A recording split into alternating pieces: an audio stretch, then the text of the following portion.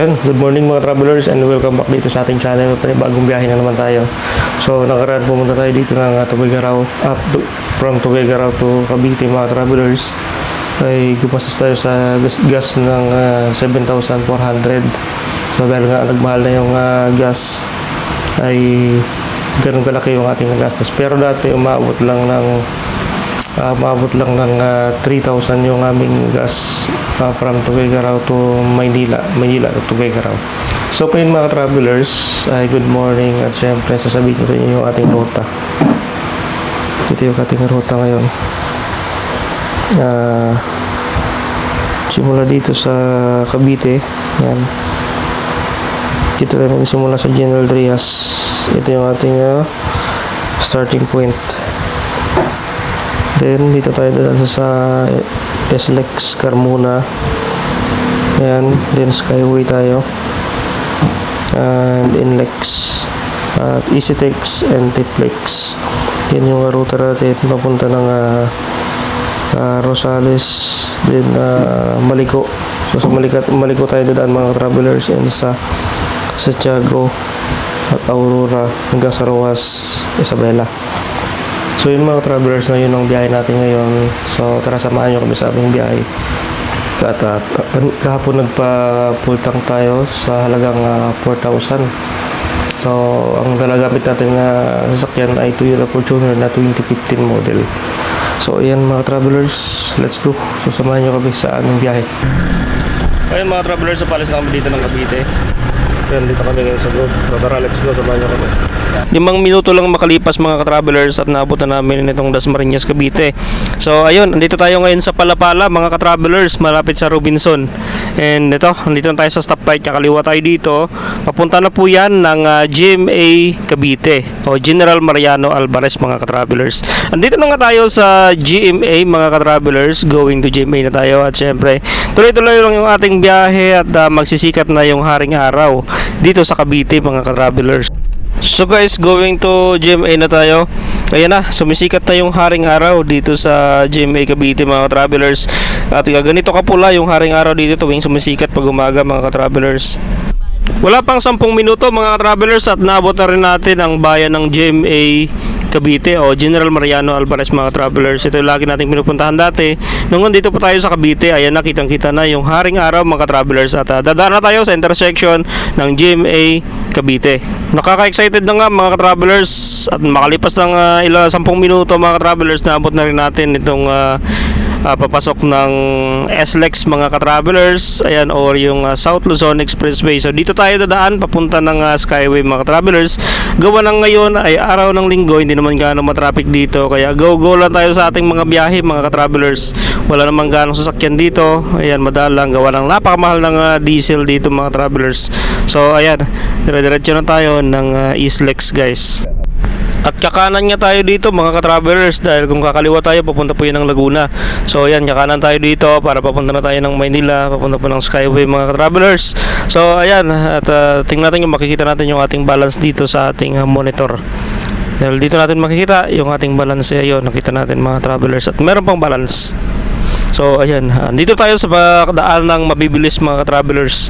Kaya ingat-ingat tayo dito mga travelers. Andito na tayo sa South Luzon Expressway. Nandito na tayo mga ka-travelers sa taas. Andito tayo sa may toll gate ng Skyway. At dahil nga ay naka-RFID tayo, dito tayo pumila sa bandang gitna na. So ayan, magkano kaya singilan dito? Pagkakalam ko 200 ang singilan sa Skyway papunta doon sa stage 3 ng Skyway mga travelers. So dire-diretso na po ito ng NLEX o North Luzon Expressway. Ito naman medyo matagal yung pila-pila dito, pero kung meron kang RFID na sticker na active, ayun, mas mabilis yun kasi hindi ka na magbibigay ng card. So babasahin na siya ng scanner. So ito, dahil nga merong damage yung ating sticker, so hindi natin ibigay yung card natin para mabasa. Ayun mga travelers, at nakalagpas na rin tayo dito sa Skyway tollgate o ng tollgate. So ayan, dire-diretso na tayo papunta doon sa stage 3 mga ka-travelers, no. Nandito tayo guys sa stage 3 dito sa taas. So continue lang tayo hanggang marating natin ang end nitong Skyway doon sa entry ng Inlex mga ka-travelers. Nandito na nga tayo mga ka-travelers sa ending nitong Skyway guys, no? So papasok na tayo dito sa Inlex o North Luzon Expressway mga ka-travelers. So thank you for using Skyway. So yun ang end ng kanilang card mga ka-travelers na. So ayun, dire-diretso na tayo dito sa Inlex mga ka-travelers at mahababang biyahe ito guys. At pupunta na ito ng Tarlac mga ka-travelers. So continue tayo dito dahil medyo mataas ang bayad dito mga travelers. Abot ng 600 ang private car dito. So ayan, at pagbaba natin papasok na naman tayo sa may toll gate nitong Inlex mga ka-travelers. So yun guys, nandito tayo sa toll gate ng Inlex. So magkano kaya yung ating balance? Sana kumasya pa papunta ng EasyTex mga ka-travelers. So ayan, tingnan natin kung magbabasa. Ayun, so meron pa tayong 700 plus na balance din sa ating RFID mga ka-travelers. So ayun mga ka-travelers, nandito na tayo sa Balagtas, Bulacan. At syempre, ayun nga, may dala nga tayong sisiyo. So tinignan muna natin yung sisiyo na dala natin kung safe. At syempre, lagyan natin ng tubig. Nag-inom na sila dun. So ito yung mga dala natin. So dala tayo ng Maliko mamaya. May dala tayong bottled water dahil lalagyan natin ng tubig. So ayun mga ka-travelers, andito pa lang tayo sa Inlex. Diretso na tayo ng EasyTex papuntang Tarlac mga travelers. So nandito tayo ngayon sa Select Shell Select. Dito tayo hinto muna para makapagpahinga-hinga.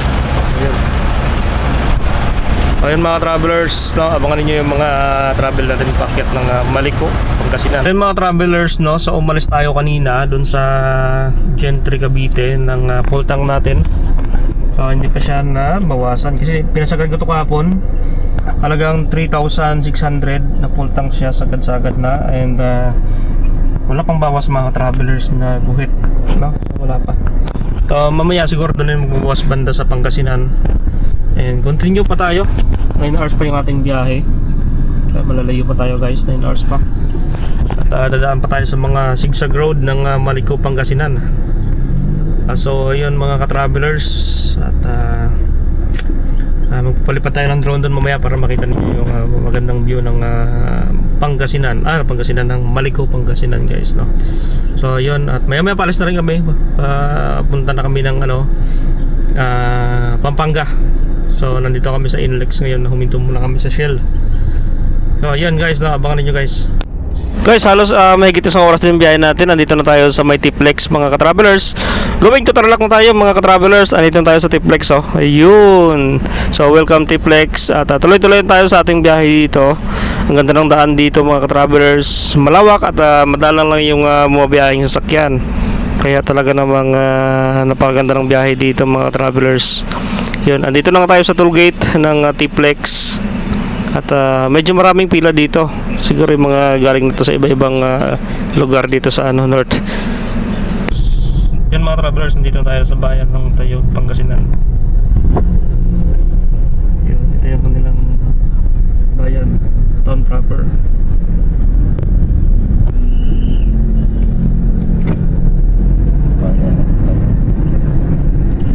Tayog, Pangasinan. Mga travelers, so nakalampas na nga tayo sa bayan ng Tayog, Pangasinan. At nakalampas na tayo ng Rosales. So nandito tayo ngayon sa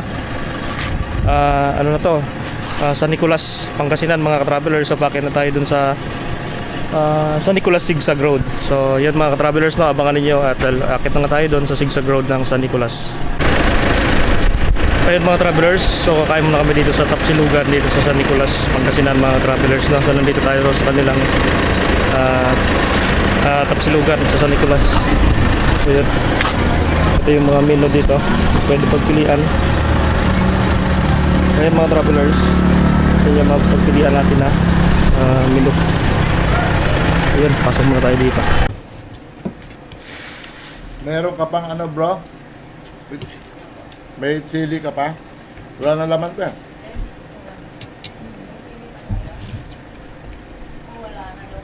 Wala na. Sige lang.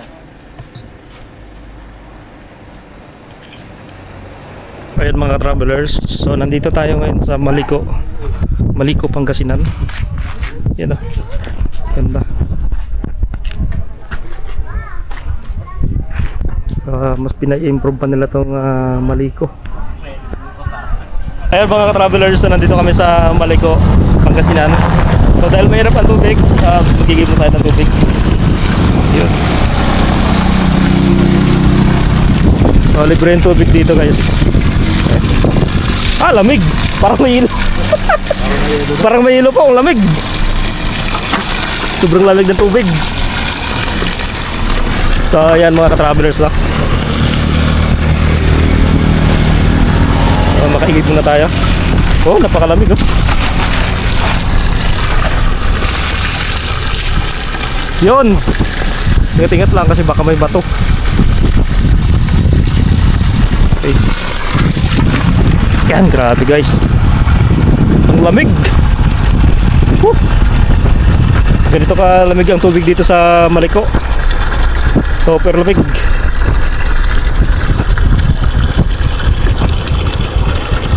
Ayan mga travelers no. At makapagigib muna tayo dito. Yun.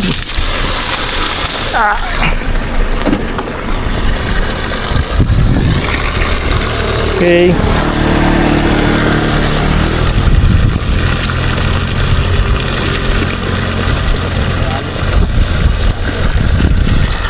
Ano po? Oh, galing sa loob ng bato yung tubig. Yan ang masasabi nating ano talaga, mineral. Ay mga travelers, inom muna tayo. Guys, matapos natin na mabaybay itong daanan sa Maliko, ay nandito na nga tayo sa Nueva Vizcaya. Papunta na tayo sa Nueva Vizcaya, Santa Fe guys. So ayan, palusong na yung ating madadaanan dito na daan. At paliko ng paliko. So ayan, malapit na rin naman tayo sa ano, doon sa may kanto. Actually, nandito na tayo sa Imbugan Viewpoint mga ka-travelers. So malapit-lapit na rin tayo sa Santa Fe. So ayan mga ka-travelers, nandito na kami sa Santa Fe, Nueva Vizcaya. Ayan, so malapit na kami dito sa intersection.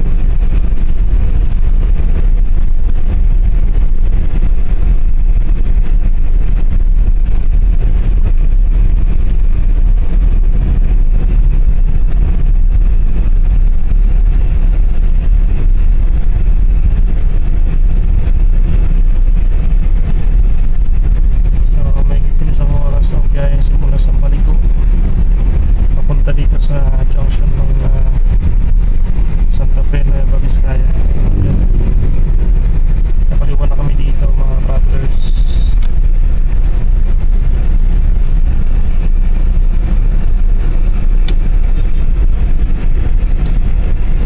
Nakaliwa kami dito.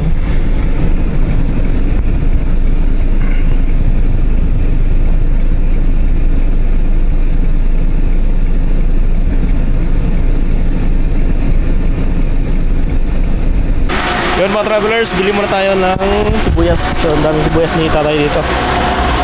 Bali, dalawa na tayo.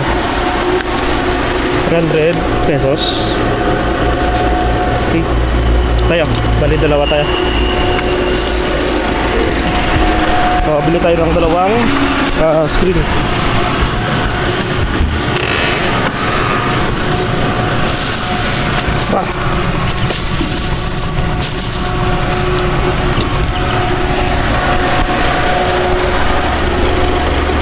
Ito yung tayo lang. Okay, thank you.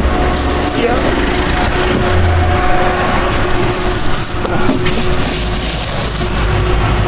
Okay, dalawang screen ang nabili natin yung sibuyas. Yan mga travelers, nandito na kami sa bayan ng Pampang, Nueva Vizcaya.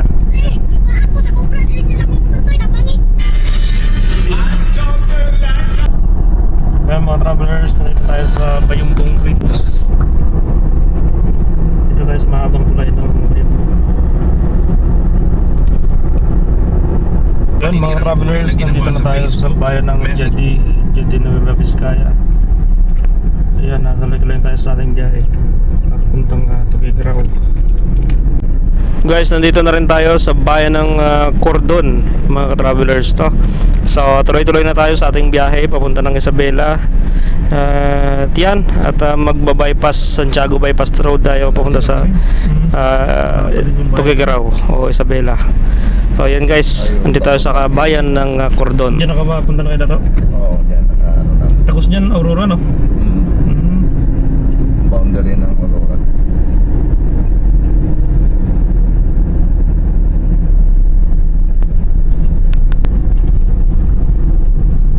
Yun mga travelers, nandito tayo sa bayan ng Ramon, Isabela. So 2 hours pa papuntang Tuguegarao.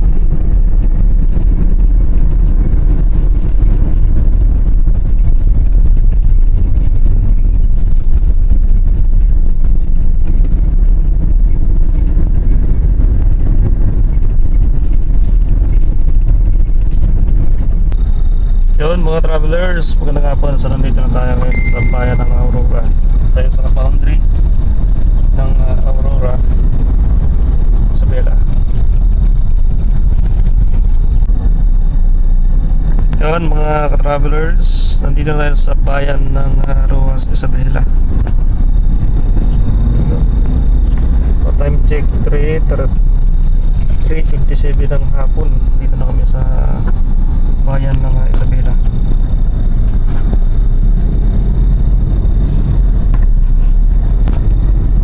Makalipas pa ang 2 oras na biyahe mga travelers ay narating na rin natin ng Big Baka.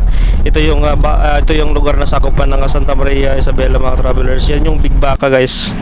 Yun nga mga travelers no, at naabot na rin natin ang Santa Maria na sakop na ng bayan ng Santa Maria guys no. Andito tayo sa Sigsag Road. Papunta ito ng Inrili na. So ayun, naabot na natin yung mga kalsada dito mga travelers na daanan. Ayun guys, so Sigsag Road to. Pababa ng Inrile, Cagayan. So ayun mga ka-travelers no. So papakita ko sa inyo yung ganda ng daan dito, ang lapad, ang luwag ng daanan. So yan no. Bibira lang, madalang lang yung dumadaan dito mga travelers, kaya obligado ka mag 100 plus yung speed mo dito. Gawa ng wala namang kabahayan sa gilid. Puro naman kasi kabundukan yung ano dito, yung bawat gilid, yung kabilaan. So ayan, maya mabuta rin natin ng bayan ng Inrile.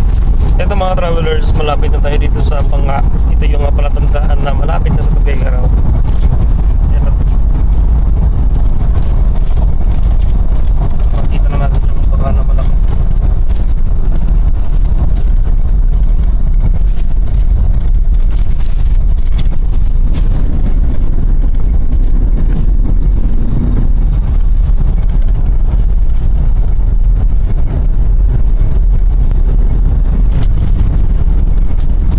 Sa wakas mga travelers ay nabot na rin natin ang bayan ng Inrile. So ayan, malapit-lapit na rin tayo sa Tuguegarao at time check alas 4 na guys.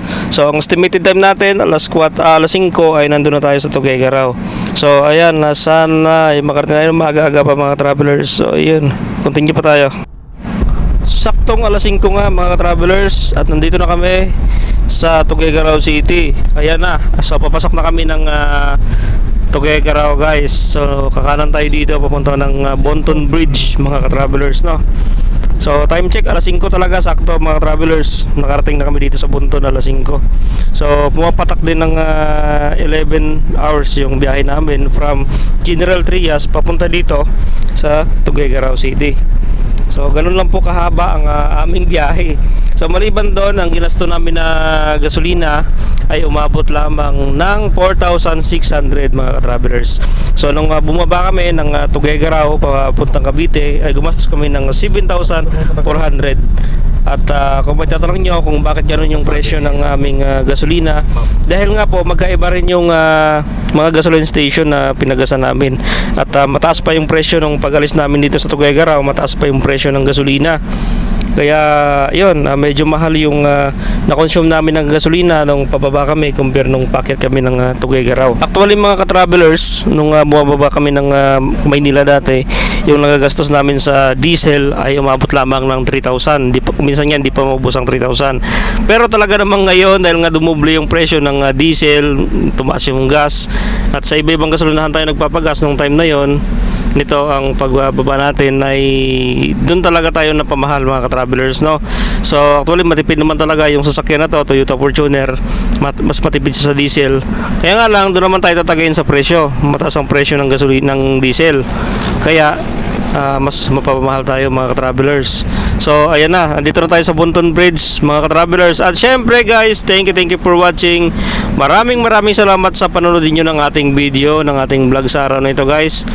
So ayan, ang nagastos natin na diesel from General Trias to Tuguegarao ay 4,600 mga ka-travelers yung nagastos natin. So mas nakatipid tayo nitong pauwi na dahil medyo bumaba na yung presyo ng diesel, unlike nung pababa na talagang napamahal. Yun guys, thank you for watching mga travelers.